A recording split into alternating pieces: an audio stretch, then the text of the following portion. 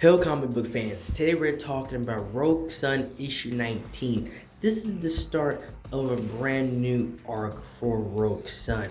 Everything we've seen up until this point was him becoming Rogue Sun and really trying to get into his own and everything with his family, especially the relationship between him and his father Marcus, and him taking on the mantle of being Rogue Sun. Now, with that said, with this specific issue, with it kicking off, I would say a brand new, arc for him, for Dylan. And it starts off very interesting because him and his father is actually having an interesting conversation, just talking about music and, recommendations and stuff like that. And so it starts off like, okay, they're now becoming more normal with each other and getting to know each other and just having regular father and son conversations. And as that goes on, you start to understand, at least me reading this book, that on one hand, the father Marcus is actually trying, right? And on the side of Dylan, he's still acting like the same old Dylan, which for me, this is why I at least took away from the story for me, which is unfortunate and disappointing because at this point you should be a lot more open and a lot more, versatile with your emotions with the entire situation. Knowing how his father treated him, and Marcus and you guys made this deal, and you as Rogue Son the son, you're still acting very arrogant, not listening, and again acting in the same fashion, which led to the point to where your body getting hijacked and you having to team up with your father in order to break free in the first place. That's at least what I get from how he is acting in this situation. And we see even more of that when he gets into a fight with one of the villains that have broken free. Now, to the credit of, I believe we pronounce his name Colossus, or how we pronounce this villain's name. Credit to him, he doesn't want to be a villain anymore. He doesn't want to be Morningstar's weapon anymore. But because he pretty much made a deal with the devil, he cannot simply break free. So now he's being forced to do these dirty deeds. And decide what Marcus is trying to tell his son how to deal with this situation. He doesn't listen and gets completely knocked out and decked. He gets his butt kicked throughout most of this fight because he's not listening to his father, to the pointers he's trying to give him. And then Dylan goes into this dialogue as he actually, locks in and starts taking this fight more seriously. Yeah, sure, granted, he won the fight and he beats up the bad guy, but it could have ended a lot sooner if you actually listened and didn't get knocked out in the first place and you listened to what your father was trying to tell you how to fight.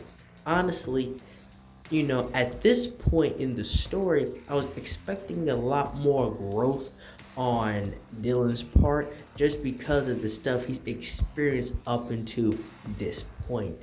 And his father, you can make minor criticisms about him, especially at the beginning, but at this point in time, none of that really matters. You guys are having to become a team to actually save the world, save the realm, and stop Morningstar, which is pretty much AKA the devil. And that's when we get this last sentence from Dylan saying, you probably would hate me if you found out my true intentions behind going after Morningstar. That's when the story takes a very interesting turn. That's not the end of the story. It seems like the end of this story, but it isn't, because the comic book flips over, and then you get the father's perspective, you get Marcus's perspective, and you get his internal dialogue about his son, about the situation. And it's the same pages, but a different perspective, a different mindset. And I was reading this, I'm like, that's very interesting. I'm not sure anybody has actually done this before, within this set and style, but I do find it very cool. And what we understand from Marcus's perspective, because now we are looking at things through his eyes and looking at his son through his eyes and everything. He tells him, gives him lore on the villain. He gives him, the story and the situation, everything that we couldn't read before because Dylan was thinking and talking over his father. Now we understand, learning from the father's perspective. And again, the father, he has his mind, his thoughts about Dylan, but it's not like these crazy abusive thoughts or these actual like, gosh, my son's an idiot. It's none of that. He's actually being supportive. And that's when, Dylan makes up these things about how crazy or his father didn't give him credit. At this point, you are a superhero protecting a realm. You should not be looking for any credit, any good guy, I'm proud of you, or, you shouldn't be looking for anything from anybody.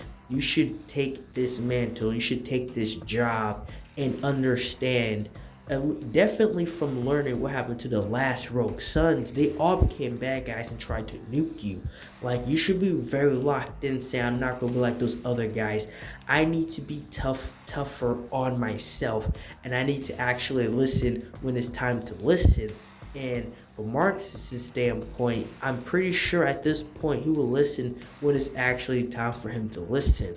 It's just that from a superhero standpoint, from the standpoint of being the protector of this realm, I just don't feel like Dylan is taking this job as serious as he really needs to.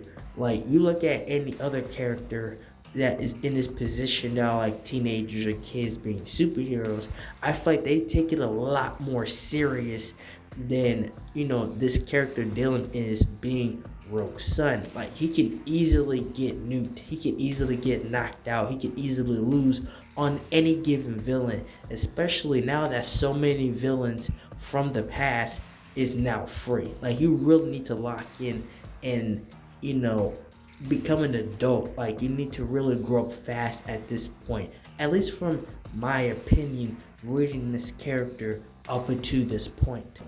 And to both their credit here, they both give each other props for helping the other one, during the fight.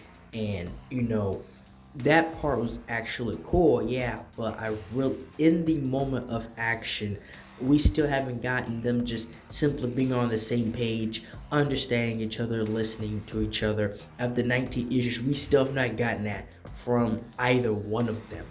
And that's when we get the same page from his father's perspective, telling him, if you understood the lore and how Morningstar, Rogue Son, and the connection, then you would hate me.